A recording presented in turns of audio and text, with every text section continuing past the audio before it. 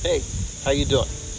My name is Dr. Frederick Covington, and I'm an occupational therapist. Now, you may ask why I'm in this setting, and the answer simply is to take a break. The world of education, as well as occupational therapy, has changed a lot, and many of us are teaching and treating online, which has its benefits, but also has its drawbacks. So if you're finding that you're more exhausted at the end of your workday than you used to be, you're not alone. Over the past few weeks, mentions of Zoom fatigue have popped up more and more on social media, and Google searches for the same phrase have steadily increased since early March when all of this started. Now, why do we find teletherapy, online teaching, and video calls so draining? Now, there's a few reasons. In part, it's because they force us to focus more intently on conversations in order to absorb information. Think of it this way. When you're sitting in a conference room, you can rely on whispered side exchanges to catch you up if you get distracted or answer a quick clarifying question.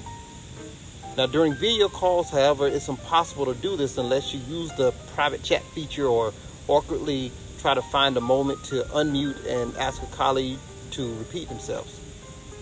Now, adding fuel to the fire is many of our work from home situations are not ideal. We're no longer just dialing into one or two virtual meetings. We're also continuously finding polite new ways to ask our loved ones not to disturb us or tuning them out as they army crawl across the floor to grab their headphones off the dining room table. For those who don't have a private space to work from, it's especially challenging. Finally, Zoom fatigue stems from how we process information over video. On a video call, the only way to show we're paying attention is to look at the camera. But in real life, how often do we stand within 3 feet of a colleague and stare in their face? Probably never. This is because having to engage in a constant gaze makes us uncomfortable and tired.